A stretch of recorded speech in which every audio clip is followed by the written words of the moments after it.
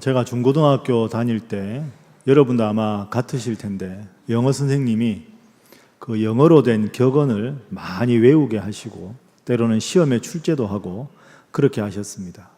대표적인 게 이런 게 있지 않습니까? 천천히 가도 꾸준히 가는 자가 승리한다. 일찍 일어난 새가 벌레를 잡는다. 뜻이 있는 곳에 길이 있다. 다 공부에 뜻을 두고 열심히 하라. 뭐 이런 이야기 아니겠습니까? 그와 더불어서 아주 많이 쓰던 격언이 아는 것이 힘이다. Knowledge is power. 아는 것이 힘이다. 열심히 공부해서 아는 게 많아야 좋은 직업도 가질 수 있고 장래 잘 될 수 있다. 아는 것이 힘이다. 참 많이 들었던 표어입니다. 그런데 원래 아는 것이 힘이다라는 이 이야기는 영국의 경험론 철학자 프란시스 베이컨이 한 말입니다.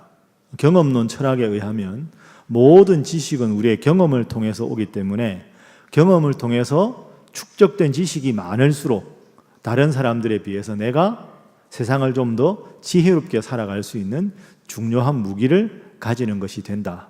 그러니까 경험을 통해서 많은 지식을 가져라. 이런 뜻에서 아는 것이 힘이다 한 것이지요. 그런데 최근에는 이 격언을 별로 많이 쓰지 않습니다. 왜냐하면 경험을 통해서 우리가 지식을 축적한다라고 하면 경험은 최근의 지식만이 아니라 과거의 지식도 포함하는 거지요. 우리가 10년 전에 했던 경험, 연세 드신 분은 어릴 적에 배웠던 경험, 그것이 때로는 삶에 유용하기도 하지만 이렇게 급변하는 사회에는 과거의 지식이 도리어 현대를 살아가는 우리에게 방해가 될 수도 있기 때문입니다. 과거적인 지식은 이렇게 급변하는 시대에 별로 소용이 없습니다. 그래서 이렇게 급변하는 시대에 맞추어서 이 시대가 어떻게 변해가는지 새로운 것을 배워야지 내가 경험을 통해서 깨닫고 이미 알고 있는 오래된 지식은 사실은 현대를 살아가는데 별로 유용하지가 않다는 것이죠. 그래서 요즘에는 아는 것이 힘이다 라는 표어 대신에 아는 것은 적이다. Knowledge is power가 아니라 enemy다. 이런 표현을 많이 씁니다. 그만큼 급변하는 시대에 잘 적응하는 것이 필요하다 하는 겁니다. 신앙도 마찬가지 아니겠습니까?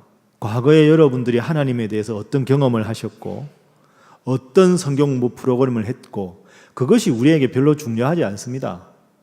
중요한 건 오늘 지금 이 순간에 하나님 앞에 나는 어떤 마음으로 신앙생활을 하고 있는가. 10년 전에 받았던 은혜가 아니라 나는 지금도 하나님 앞에 은혜를 체험하면서 예배를 드리고 있는가. 내 삶의 중심에는 여전히 하나님이라고 당당하게 말할 수 있는가. 과거에 전도를 많이 하고 과거에 많은 프로그램을 했다는 것이 아니라 지금 여기서 나의 관심이 어디에 있는가. 나는 정말로 하나님의 뜻에 삶의 기준을 두고 있는가. 내가 가치 있는 삶을 살아간다고 할 때 그것이 과연 하나님 원하시는 삶인가. 끊임없이 오늘 지금 나의 모습을 물어야 한다 하는 것입니다. 그런 면에서 보면 오늘 본문을 보면 참 훌륭한 사람이 등장합니다. 한 부자 청년이 등장하지요. 누가복음에 의하면 이 부자 청년은 관리였습니다. 그리고 오늘 본문 말씀에 봐도 돈이 많고 부유한 환경에서 자란 엘리트 청년입니다. 돈 많은 집안에서 어릴 적부터 신앙교육도 잘 받고 더군다나 관리였습니다. 그런데 이 청년이 우리 예수님께 와서 질문을 합니다. 무슨 질문을 하느냐? 영생에 대한 질문을 합니다. 예수님, 어떻게 하면 제가 영원히 살 수 있을까요? 참 훌륭한 주제지요. 그런데 이 훌륭한 주제로 예수님께 다가왔음에도 불구하고 저와 여러분이 함께 읽은 본문 22절 마지막은 해피엔딩이 아닙니다. 이 청년이 슬픈 기색을 띠고 집으로 돌아갔다고 되어 있습니다. 영생이라고 하는 중요한 신앙의 본질적인 질문을 가지고 왔는데 이 청년은 왜 슬픈 기색으로 돌아갔을까요? 오늘은 제가 방금 드린 이 질문을 중심으로 영생을 지향하는 우리의 신앙생활의 모습은 어떠해야 하는가에 대해서 살펴보도록 하겠습니다. 우선 이 청년은 참 멋진 청년이었습니다. 여러분이 한번 신약 성경을 떠올려 보시면 예수님께 와서 질문한 사람들이 참 많습니다. 어떤 경우는 이런 경우도 있었지요. 형제끼리 재산을 분할해야 되는데 어떻게 분할해야 될지 모르니까 예수님 어떻게 해야 될지 좀 알려주십시오. 여러분, 그건 예수님께 와서 물을 질문이 아닙니다. 알아서 하는 거지 그걸 뭘 예수님께 와서 물어봅니까? 그리고 예수님의 대적자들을 한번 생각해 보십시오. 서기관이나 바리새인들은 어떻게 하면 예수님께 난처한 질문을 해서 예수님을 공경에 빠뜨릴까 하는 아주 고약하고 얄궂은 그런 마음으로 예수님께 와서 질문했습니다. 그런데 오늘 이 청년을 보십시오. 어떻게 하면 영생을 얻을 수 있습니까? 참 훌륭한 질문, 예수님께서 정말로 듣기를 바랬던 훌륭한 질문을 가지고 나왔습니다. 어떻게 하면 돈을 많이 벌 수 있습니까? 어떻게 하면 제가 관리인데 더 많은 높은 직책을 받을 수 있을까요? 제가 아직 청년이라 장가를 안 갔는데 예수님 연애 팁을 좀 가르쳐 주십시오. 어떤 기준으로 하면 행복한 아름다운 아내를 만나서 행복한 삶을 살아갈 수 있겠습니까? 이런 무수한 질문이 있을 텐데 그 모든 질문을 뒤로 하고 예수님 어떻게 하면 영생을 얻을 수 있습니까? 가장 본질적인 믿음의 질문을 하고 있습니다. 제가 여러분에게 한 가지 여쭙겠습니다. 여러분은 평상시에 요즘에 스스로에게 어떤 질문을 주로 하십니까? 여러분한테 제일 관심 있는 질문은 무엇입니까? 시간 관계상 한 분 한 분 여쭤보지 않겠는데 찔리시지요? 어떻게 하면 내가 노후를 좀 잘 보낼 수 있을까? 어떻게 하면 내가 돈을 좀 많이 벌어볼 수 있을까? 어떻게 하면 우리 자녀들이 잘 될 수 있을까? 이런 관심 아닙니까? 물론 그런 관심이 잘못됐다는 게 아닙니다. 인간으로 태어나서 행복한 가정을 이루고 행복한 노후를 이루고 얼마나 좋은 겁니까? 그 질문이 잘못된 게 아니고요. 오늘 이 청년을 통해 우리가 배워야 할 점은 인생의 가장 본질적인 질문을, 그 질문을 제대로 대답하실 수 있는 예수님께 물었다는 것이 중요한 점입니다. 내가 어떻게 노후를 보낼까 생각하기 전에 하나님이라면 내가 어떤 노후를 보내기를 원하실까? 믿음과 연관해서 질문해야 하고, 내 자녀가 어떻게 하면 잘 될 수 있을까라는 질문을 바꾸어서 하나님이 나에게 우리 자녀를 주셨는데 우리 자녀가 어떤 모습일 때 하나님 기뻐하실까? 여러분 인생의 중요한 질문들을 스스로가 주인이라고 해결하시는 것이 아니라 늘 여러분이 믿으시는 신앙인의 관점에서, 믿음의 관점에서 인생의 본질적인 질문을 해결하시는 여러분 모두가 될 수 있기를 바랍니다. 옆에 분들과 인사 한번 하겠습니다. 주님께 모든 것을 물으시기 바랍니다. 다시 합니다. 삶의 문제를 주님과 더불어 해결하시기 바랍니다. 하겠습니다. 그러니까 여러분, 이 청년은 참 그런 의미에서 영생의 질문을 예수님께 와서 물었다. 그런데 여러분, 이걸 좀 관점을 바꿔서 한번 생각해 보겠습니다. 여러분이나 저야 영생, 구원, 천국 이런 주제가 궁금한 주제인데 여러분 간혹 이런 경우 있으시지 않습니까? 여러분의 가족 중에 아직 하나님을 믿지 않는 분들에게 전도를 하거나 아니면 여러분의 직장 동료나 이웃에게 전도를 하고 싶은데 구원에 대해서도 이야기하고 영생에 대해서도 이야기하고 천국에 대해서도 소개하고 싶은데 도통 들으려고 하지 않는 분들이 많이 있습니다. 여러분들은 그분들에게 이 영생과 구원을 어떤 식으로 설명하십니까? 무조건 믿어라! 이런다고 뭐가 되는 게 아니지 않습니까? 지금 우리는 21세기를 살아갑니다. 그런데 지나간 20세기에는 철학사적으로 보면 수많은 철학의 사조들이 많이 스쳐 지나갔습니다. 그 중에서 20세기의 그 많은 철학 중에서 가장 대표적인 철학 사조를 하나만 들으라라고 하면 실존주의를 들 수 있습니다. 한번 따라 하시죠. 실존주의. 들어보셨지요? 예, 들어보셨잖아요. 실존주의는 어려운 게 아닙니다. 실제 존재하는 내 모습을 적나라하게 살펴보자. 이게 실존주의입니다.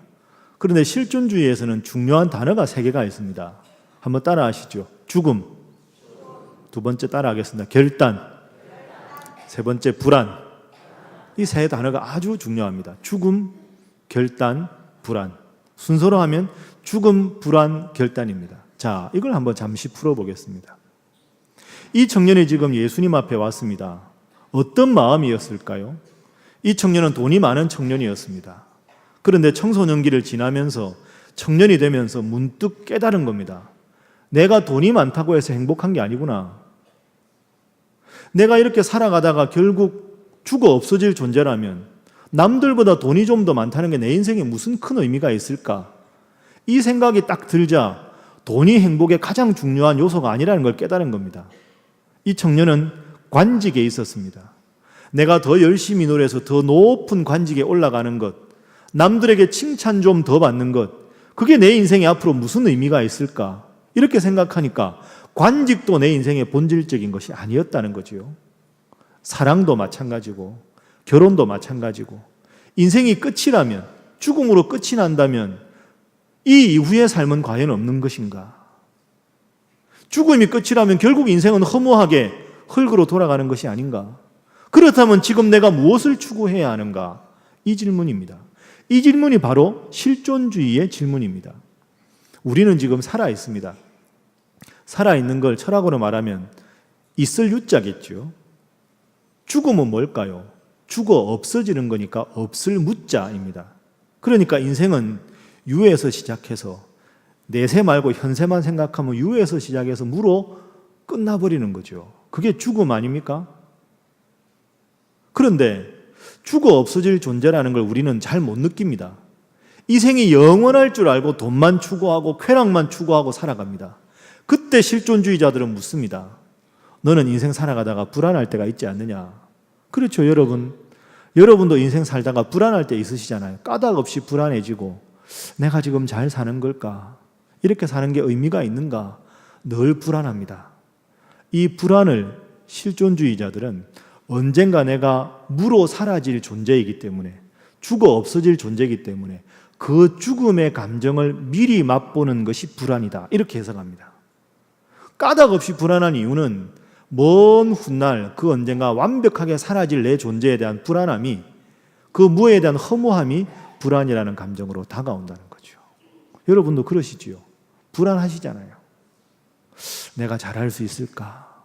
이게 맞는 걸까? 거기서 마지막 세 번째 키워드가 등장합니다. 죽음, 불안, 내가 잘 사는 걸까? 거기서 결단하라는 거죠. 지금 이 자리에서.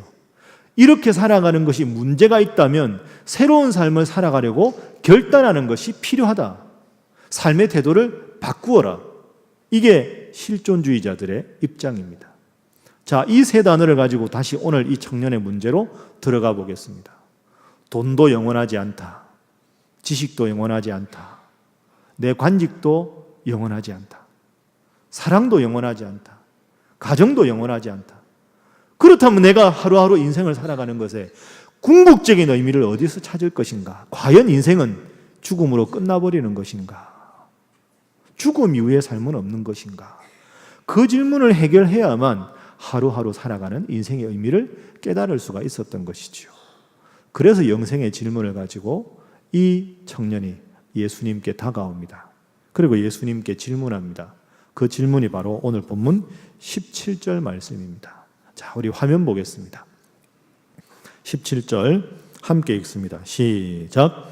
예수께서 길에 나가실새 한 사람이 달려와서 꿇어앉아 묻자오되 선한 선생님이여 내가 무엇을 하여야 영생을 얻으리까? 아멘. 자, 본문 17절에 보면 이 청년이 예수님께 달려왔습니다. 그리고 무릎을 꿇었습니다. 다급한 심정을 뜻하는 거죠. 걸어온 것이 아니라 달려왔다.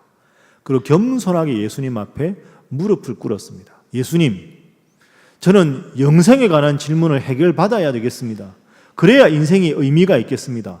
어떻게 하면 제가 영생을 얻을 수가 있겠습니까? 훌륭한 질문입니다. 자, 예수님의 대답 18절입니다. 18절 함께 읽습니다. 시작. 예수께서 이르시되 내가 어찌하여 나를 선하다 일컫느냐? 하나님 한 분 외에는 선한 이가 없느니라. 아멘. 왜 날 보고 선한 선생이라고 하느냐? 하나님 한 분 외에는 선한 자가 없다. 그리고는 예수님께서 대답을 하십니다. 이 청년이 17절에서 무엇을 해야 영생을 얻습니까? 이렇게 물었으니까 이제 무엇을 해야에 대한 대답이 19절입니다. 자, 우리 19절 말씀도 함께 본문을 읽겠습니다. 시작.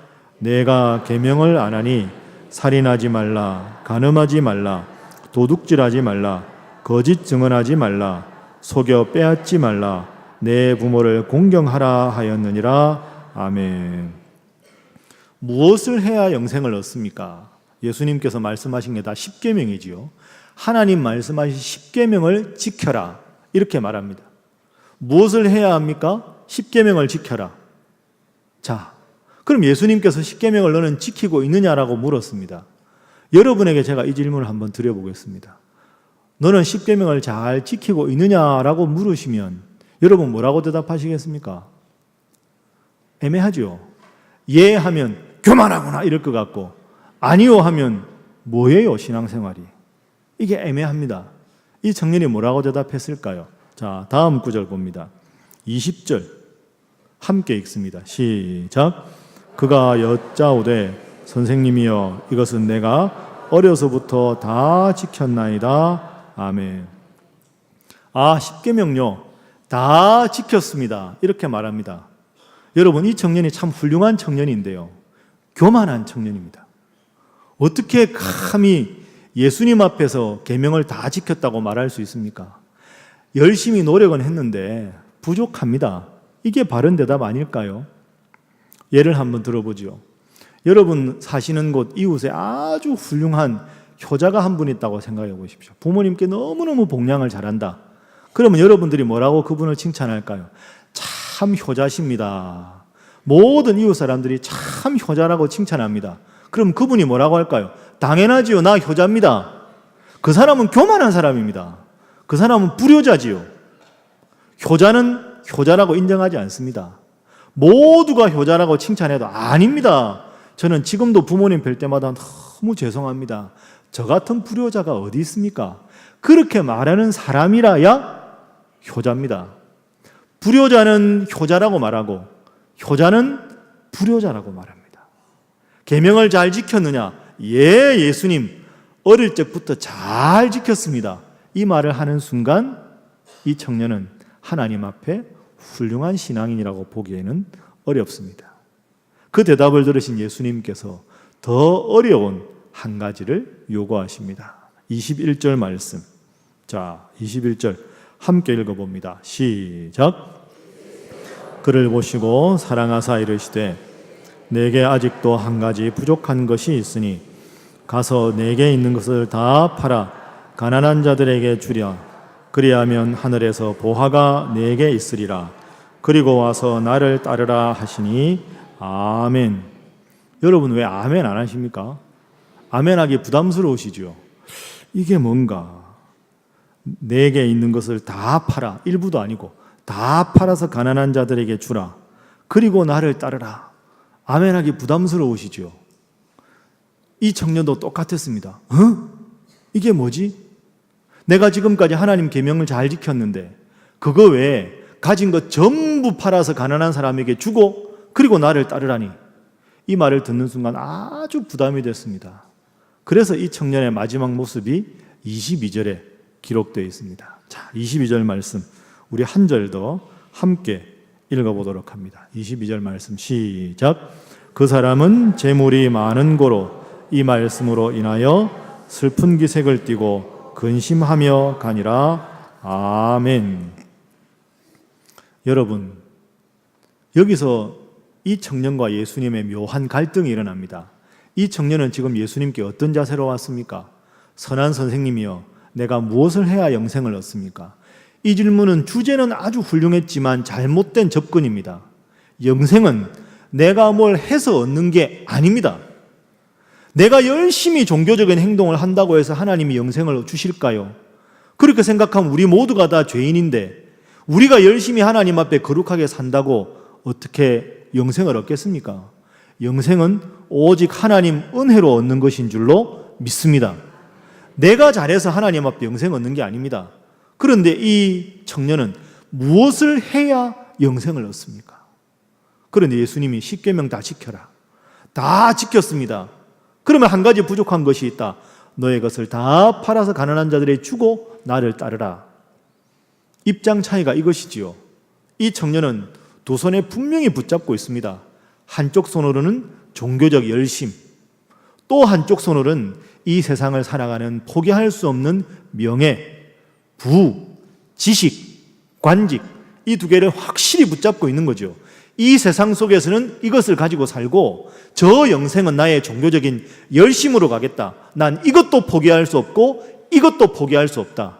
이 마음으로 예수님께 온 겁니다. 그래서 예수님을 부를 때 선한 선생님이여 라고 불렀습니다. 예수님 당신은 선한 종교적인 행동으로 영생 얻으셨지요. 저도 당신처럼 하면 선한 선생 될 수 있지 않겠습니까? 저는 이 두 가지 끝까지 붙잡겠습니다. 하나 놓칠 수가 없습니다. 이 자세를 유지한 것이지요. 예수님 대답은 뭘까요? 내가 가진 것을 다 팔아서 가난한 사람에게 주로 나를 따르라. 너는 접근법이 틀렸다. 영생이라는 주제는 중요한데 놓아라.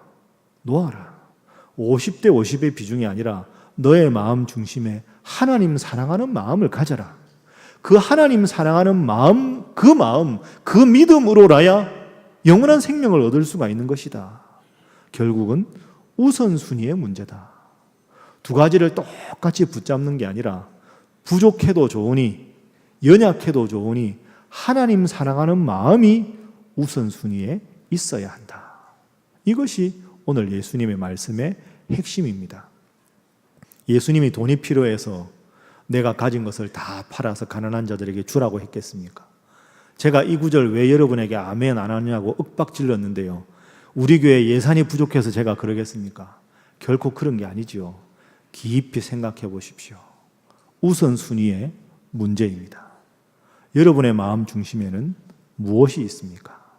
똑같은 비중으로 가지고 있다가 평일날에는 나의 세상적인 욕심을 추구하고 주일이 되면 하나님 앞에 종교적인 거룩함을 추구하고 요 두 가지 둘 다 절대 놓칠 수 없이 붙잡고 계시지 않습니까? 우리 주님은 부족해도 좋으니 연약해도 좋으니 하나님 중심의 삶을 살아가야 한다 말씀하십니다. 이 말씀 꼭 기억하시고 삶 가운데 실천하시는 여러분 모두가 될 수 있기를 바랍니다. 옆에 분들과 인사 한번 하겠습니다. 삶의 중심에 주님을 모시기 바랍니다. 다시 한번 하겠습니다. 잘하실 줄 믿습니다. 하겠습니다. 그래서 여러분, 세상과 하나님, 더 노골적으로 말하면 돈과 신앙, 이 둘 사이에 우리는 이렇게 기도해야 합니다. 하나님, 저는 하나님도 잘 믿고 돈도 많이 벌어야 되겠습니다. 돈 많이 못 벌게 해주시면 하나님도 안 믿겠습니다. 이건 틀린 믿음입니다. 바른 믿음은 무엇일까요? 하나님 잘 믿는 사람 되게 해주십시오. 그리고 돈 없어도 주님 잘 믿겠습니다. 혹 덤으로 돈을 주시면 그것도 은혜로 알고 하나님 은혜로 잘 사용하겠습니다. 그런데 하나님, 저로 하여금 돈의 소유자가 아니라 돈의 청지기로 살아가게 하시고 제가 그 돈 잘 사용할 수 있는 지혜를 하나님 허락하여 주옵소서. 그런 태도로 살아가시는 여러분 모두가 될 수 있기를 바랍니다. 다시 한번 인사하겠습니다. 우선순위를 하나님께 두시기 바랍니다. 다시 하겠습니다. 말씀만 하지 마시기 바랍니다. 하겠습니다. 이스라엘 사람들의 가장 지혜로운 책이라고 하면 탈무드지요. 탈무드에 보면 어떤 사람을 정확하게 평가하려면 세 가지를 잘 보면 그 사람의 삶의 기준이 무엇인가를 평가할 수 있다고 봅니다. 그 평가 기준 세 가지가 있는데요. 저를 한번 따라 하시죠. 키소. 그냥 따라 하시면 제가 알아서 하겠습니다. 키소, 코소, 카소. 이 세 가지입니다. 키소, 코소, 카소. 요 세 가지를 보면 그 사람의 사람 됨됨이를 알 수 있다 하는 거죠. 키소는 히브리 말로 돈 주머니라는 뜻입니다. 그러니까 그 사람이 평상시에 돈을 어떻게 쓰느냐를 잘 보면 그 사람 됨됨이를 알 수 있다. 키소. 코소라는 단어는 술잔이라는 뜻입니다. 그 사람은 인생의 재미를 어디서 느끼는가를 보라는 거죠. 인생의 재미를 세상적인 쾌락에서, 여행에서, 믿음에서 인생의 재미를 어디서 느끼느냐를 잘 코소를 보라는 겁니다. 세 번째는 카소입니다. 카소는 분노라는 뜻으로도 번역되고 열정이라는 뜻으로도 번역이 됩니다. 그 사람이 언제 제일 신이 나는지, 언제 막 흥분하고 화를 내는지를 잘 보면 그 사람의 됨됨이를 볼 수 있다. 키소, 코소, 카소. 요 세 가지를 잘 살펴보라. 여러분에게 제가 묻겠습니다. 여러분의 키소, 코소, 카소는 어디에 있습니까? 지극히 세상적인 가치가 아니라 믿는 믿음 안에서 이 세 가지를 잘 유지하시는 여러분 모두가 될 수 있기를 바랍니다. 제일 부담스러운 게 돈 문제 아닙니까? 키소. 그죠? 여러분, 저나 여러분이나 뭐 돈이 많은 사람이 별로 없지 않습니까? 우리 교회. 그런데 때로는 돈 좀 많았으면 좋겠다 이런 생각 드시지요? 안 그런 척하고 저를 쳐다보셔도 다 그렇습니다. 그런데 여러분, 먹고 살만한 게 복입니다. 제가 설교 준비하다가 이런 글귀를 읽었습니다. 지금 우리가 살아가고 있는 오늘 돈 없어도 그냥 하루 세끼 밥 먹을 정도 되면 우리의 생활 수준은 지금부터 정확하게 100년 전에 지구상의 가장 위대한 부자보다도 더 풍요롭게 살고 있다. 맞는 말이죠? 하루 세끼 먹고 그냥 편안하게 우리끼리 살아가는 게요, 100년 전에 지구상의 가장 위대한 부자보다 더 우리는 편리하게 삽니다. 100년 전에 뭐 제대로 된 비행기가 있었습니까? 핸드폰이 있었습니까? 인터넷이 있었습니까? 그런 거 생각하면 우리는 다른 사람들과 기준해서 자꾸 불평하는데 좀 더 안목을 넓게 생각하면 하나님 믿고 주일이면 예배당에 나오고 가진 것 많지 않아도 구별해서 하나님 앞에 예물 드릴 수 있고 소박하지만 이것이 가장 큰 행복인 줄로 믿습니다. 여러분이 아는 알프레드 노벨 이야기 하고 이제 마무리하겠습니다. 노벨 아시죠? 다이너마이트를 발명한 위대한 과학자 노벨. 그 사람이 한 100년 전에 살았는데요, 그 다이너마이트를 발명을 해서 광산 같은 데서 채굴을 할 때도 쓰고 때로는 끔찍한 무기로도 다이너마이트가 사용되지 않습니까? 엄청난 돈을 벌었습니다. 세계적인 인물이 되었죠. 그런데 어느 날 평일과 똑같이 이 알프레드 노벨이 아침에 일어나서 커피를 한 잔 딱 마시면서 조간신문을 이렇게 펼쳐 읽고 있었습니다. 그런데 깜짝 놀랄 기사가 헤드라인으로 뜬 겁니다. 그날 그 헤드라인 기사의 제목은 이렇습니다. 세계 최초로 죽음의 다이너마이트를 발명한 알프레드 노벨 죽다. 내가 지금 살아서 이 신문을 읽고 있는데 세계 최초로 죽음의 다이너마이트를 발명한 알프레드 노벨 죽다. 이게 무슨 일인가 알아보니까 그 노벨가의 친척 동생이 하나가 죽었는데 기자가 그걸 잘못 알고 같은 노벨 가문이니까 알프레드 노벨이 죽었다고 신문사에서 기사를 쓴 겁니다. 그러니까 이게 세계적인 뉴스가 되니까 다른 신문에서 다 그 기사를 가져다가 알프레드 노벨이 사망을 했다고 모두가 대서특필을 한 거죠. 그런데 그걸 정정을 한 다음에 노벨의 마음에 큰 아픔과 부담이 있었습니다. 내가 이 세상을 죽게 되면 세계 최초로 죽음의 다이너마이트를 발명한 알프레드 노벨. 그럼 나는 이 세상 사람들에게 죽음의 다이너마이트를 개발한 사람으로 알려질 것 아니냐. 내가 이렇게 살아가고 이렇게 죽으면 내가 돈이 이렇게 많은 게 무슨 의미가 있는가. 심각하게 스스로 돌아봅니다. 그래서 하나님 앞에 결단하고 내가 전 세계 사람들을 위해서 내가 가진 많은 재산을 환원해서 유익한 데 써야 하겠다. 그런 마음으로 그가 제정한 것이 노벨 재단이고 노벨상입니다. 세계에서 가장 위대한 상이라고 하는 노벨상이 만들어진 배경은 사실은 이 잘못된 신문기사에서부터 나온 겁니다. 말씀을 정리하겠습니다. 하나님 중심의 삶을 살아라. 이 이야기들은 이 청년은 22절에 보면 슬픈 기색을 띠고 돌아갑니다. 두 가지를 끝내 한 손에 하나씩 잡고는 포기할 수 없다는 것이죠. 어쩌면 오늘 우리의 모습이 이 청년의 모습과 같지 않은가 생각해 봅니다. 제가 얼마 전에 여러분에게 소개해드린 짧은 영어 표현이 하나 있습니다. 화면 한번 보겠습니다. 기억나십니까? 기억나야 합니다. 한지 얼마 안 됐는데요. G-O-O-D, good. 여기서 O 하나를 G-O-D를 빼면 O 하나가 남지요. good 빼기 got은 O다. 저게 뭘까요? 아무리 good, 세상적으로 넉넉하고 아무리 좋아도 거기에 빼기 God, 하나님이 없으면 제로, nothing, 그건 아무것도 아니다. 다 가져도 하나님을 갖지 못하면 그건 인생이 무의미한 것이다. 그 밑에 표현은 뭘까요? 제로, 아무것도 없어도 내가 가진 것이 참 보잘것없어도 플러스 God, 하나님을 내가 모시면 내 인생은 굿이다. 하나님 한 분만 모시면 하나님께서 내 인생에 영생의 선물을 주시기 때문이다. 사랑하는 여러분, 이 짧은 굿이라는 단어 속에 들어있는 이 깊은 의미를 생각하면서 비록 가진 것이 많지 않으셔도 다른 사람들과 비교하고 불평과 좌절 속에 빠지는 여러분이 아니라 하나님 중심으로 삶을 결단하셔서 저 영원한 천국 소망, 저 영원한 영생의 특권을 가진 자로서 날마다 주와 더불어 기뻐하며 감사하며 살아가시는 여러분 되시기를 주님 이름으로 축복합니다. 기도하겠습니다.